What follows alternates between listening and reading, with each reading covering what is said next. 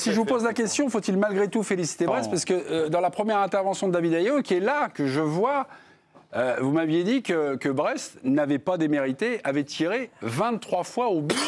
C'est bien ça, vous me confirmez cette stat. Donc ça veut dire que Brest a perdu face au Real. Ce ne sera pas la première équipe à subir les foudres du Real.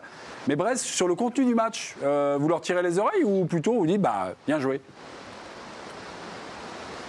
Ah, bien sûr qu'on leur dit bien joué. Et j'en parlais il y a quelques instants avec Christophe Revel, qui est l'entraîneur des gardiens, donc qui assistait au match depuis le banc. Il faisait le même constat que moi. Il me disait, voilà, la différence, et d'ailleurs c'est ce qu'a répété également Éric Roy il y a quelques instants ici même en conférence de presse, il a utilisé le même mot que celui que j'utilise en ouverture, à savoir le talent, c'est le talent qui fait la différence. Après, sur le jeu, franchement, le Stade brestois a loin d'avoir été ridicule pendant les 90 minutes, ils n'ont pas subi. Alors c'est vrai qu'à partir de la 57e et le deuxième but du Real, on a senti que là les Madrilènes étaient un petit peu en gestion, mais voilà, on avait beaucoup de regrets évidemment aussi sur le but d'Ajor qui a été refusé pour quelques centimètres, qui aurait pu forcément changer la physionomie du match. Donc globalement, mon sentiment et celui que viennent de nous exprimer le staff, l'entraîneur et les joueurs, c'est que voilà, ils peuvent, malgré le score qui est lourd, sortir la tête haute. Vous avez une ambiance là, c'est quoi? C'est la mer? C'est la flotte? C'est quoi? Qu'est-ce que j'entends là? On est sur un bateau, mais ouais. Non, là, en fait, on a eu de la chance pour le match, c'est qu'il s'est complètement arrêté de pleuvoir entre 21h et 23h. Ouais. Et depuis que les joueurs du Real Madrid ont quitté le stade, eh bien, il pleut très fort. Tempête qui s'abat sur la Bretagne d'ailleurs. Et comme on est dans une... Ouais, mais il y a une tempête actuellement qui s'abat sur la Bretagne, notamment en Ille-et-Vilaine. On a une pensée émue pour les Bretons. Faut-il malgré tout féliciter Brest? Vous avez les clés. Moi, je m'appuie sur le témoignage de l'envoyé spécial David Ayello. Habillage Pirates des Caraïbes. On y va.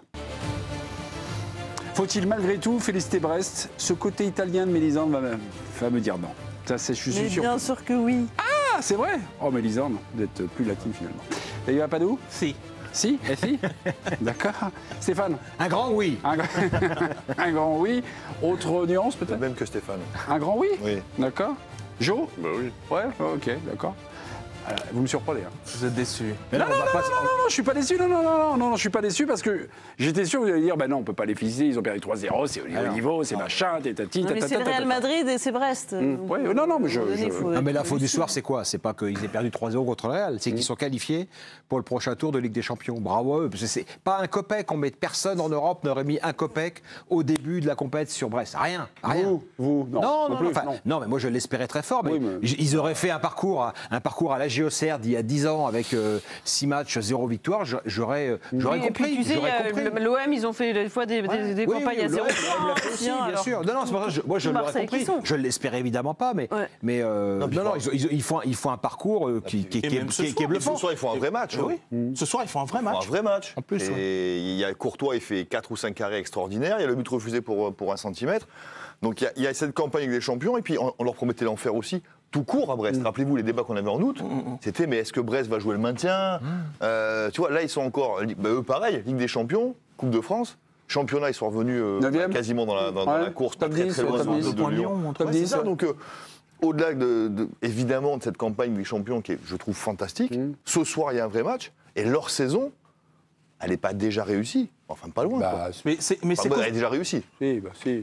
Non, mais parce que leur ambition, maintenant qu'ils sont revenus à la 8e place, je pense qu'ils ont le secret espoir aussi, quand même, d'aller raccrocher un peu l'Europe, tu vois. Et là, alors là, pour le coup, ça serait c'est costaud parce que ce match-là, qui est le match d'une vie, quasiment, je veux dire, pour la plupart. Déjà, c'est la compétition d'une vie, mais tu prends le Real, qui est le club le plus légendaire de cette compétition. 15 Ligue des Champions, Brest, première fois en Coupe d'Europe. Voilà. Et compte tenu du fait que les jeux étaient faits pour eux, c'est-à-dire qu'ils avaient fait le boulot, c'est très facile d'être spectateur de ce match. Et de prendre des photos. C'est pas le genre de la maison. Alors voilà, mais c'est quelque chose qui s'entretient et qui se salue. Moi, je trouve que face à un événement comme ça, où tu es un peu... c'est Star Wars qui débarque dans le coin. Galactiques. Ouais, exactement. Il y a ça. C'est Mbappé, c'est tout ça. C'est Ancelotti, c'est le champion d'Europe. Et moi, je trouve qu'ils auraient. Il y a d'autres clubs que j'imagine être facilement. Oui, mais tu savais quand même ce soir que Brest, ça allait pas être ça. Peut-être. Moi, j'ai jamais imaginé ça. Peut-être, mais je le prends pas pour acquis. C'est-à-dire qu'il faut, il faut saluer qu'ils gardent un état d'esprit très compétiteur. Non, mais j'ai l'impression que tu parles des enfants qui vont jouer le Real Madrid. Tu sais le nombre d'équipes qui ont joué le PSG en se prenant en photo au parc? Il y en a plein. Non, mais ça peut être avant les matchs. Oui, et ils se prennent 5-0 sans avoir existé. C'est pas l'ADN de ce Brest-là, quand même. Ouais, mais tout ça, mais vous le prenez comme si c'est un truc qui était. Ouais, c'est comme ça. Moi, je pense que c'est quelque chose qui s'entretient. Comme si les joueurs qui vont jouer le Real Madrid, ce sont des enfants, en fait. C'est des joueurs professionnels qui vont jouer le Real. Et ils vont jouer. T'as jamais vu des joueurs professionnels le jour où ils tombent sur une équipe galactique, par exemple, le Barça, le machin, qui jamais vu qui t'a pris en photo avant le match? T'as jamais vu ça à la télé? Spectateur? Oui. C'est-à-dire? C'est-à-dire, je vais t'en donner 1000 des exemples de clubs. Je me souviens de Saint-Etienne, de Nantes, etc. Quand ils débarquent au Parc des Princes, ils sont là, ils voient Neymar, ils voient Zlatan, etc. Oui, mais pas avec Brest, monsieur Apadou. Mais c'est ce que Ça suffit. On a vu quand même un entraîneur de Ligue 1 en cours de match demander le maillot d'un joueur du PSG. On a envie ça en France. Un entraîneur de Ligue 1 en cours de match demander le maillot d'un joueur du PSG. C'est qui?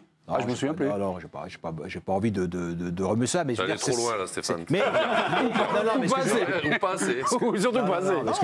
Non, mais on l'a vu plein de fois. Mais ce que je veux dire, c'est qu'on ne pouvait pas une seconde imaginer. Moi, j'avais aucun doute en aut que Brest serait là dans l'esprit, dans le combat. J'avais par contre des doutes sur leur capacité. On vous écoute plus là. C'est qui le coach qui... Le coach. Un coach qui vous est cher. Un coach qui vous est cher, oui. Ah ouais? Oh, c'est Angers, ça. Ah, c'est Engers? Non, mais c'est. Il n'a pas dit non. Non, parce que j'ai beaucoup d'affection pour lui. Ok. Donc c'est lui alors. Ok. Jackpot pour Brest, hein? Qualifié pour les barrages. Ah, l'oseille. 34 millions. Mais l'interview du président de Brest, là, Le Saint, dans l'équipe, c'était ce matin ou hier. Ce matin. Fantastique. Enfin, je veux dire, faut lire ça parce que il y a tout là-dedans. Il y a à la fois l'esprit de construction. On sent justement que le monsieur, il est bien debout sur ses deux jambes dans son terroir. Quoi. Il est pas sur une autre planète, mais en même temps, il n'est pas non plus spectateur ou de l'épopée. Il a construit et il imagine des suites. Et il surbudgétise pas, quoi. On comprend à travers, quand on lit c'est pas fréquent de lire un dirigeant français tenir un langage comme celui-là. Et on comprend qu'il est hyper discret, lui. On comprend les raisons de. David Agnello, 34 millions, des perspectives d'avenir. Vous avez un petit écho à nous donner à cette conversation?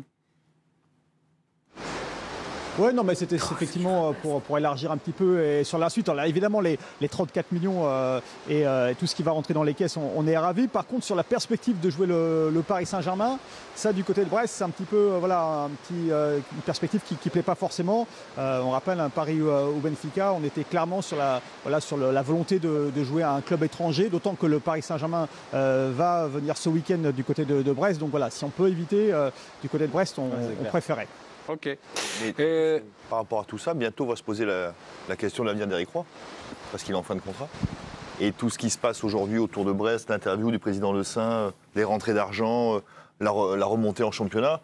Il finit la saison quand même. Il finit la saison évidemment, mais je pense que ça peut aussi ouvrir des perspectives d'avenir. Pourquoi pas? Il a dit, il n'était pas sûr de rester. Oui, mais il n'est pas sûr de partir non plus. Ça veut dire que. Parce qu'en France, aujourd'hui, de postes libres, il y aurait quoi de mieux que Brest pour Éric, si on est très honnête? Rien, il est bien à Brest. Donc voilà, ça veut dire que tout ce qui se passe. Je suis d'accord avec ça. Il est très bien à Brest. Très bien à Brest. C'est-à-dire qu'en plus, tout ce qui se passe. C'est trouvé là, il est trouvé une ville, un club, un truc. Mais en fait, il n'est pas naïf non plus, Éric Roy. Il sait que la durée de vie d'un entraîneur, c'est 18 mois, même ceux qui réussissent très bien. Donc là, ça fait 2 ans et demi qu'il va être à Brest. Voilà. Il sait qu'il fera difficilement mieux que ce qu'il a déjà fait. Voilà, il y a plein de. Il a un moment de sa vie où il peut aussi. Ok, bon, d'accord, on continue. Mais bon, c'est pareil. Ça me paraît pas. C'est pas le débat du soir quand même, quoi. Non. On fait les débats des semaines qui viennent, quoi. On est en train de faire le quart de finale du PSG, on est en train de faire l'avenir de Brest sur les croix. On va faire quoi, Lille sans les temps? Stéphane, Monaco racheté par l'Arabie Saoudite, on attaque maintenant. Olivier Ménard a fait une école de questions, donc.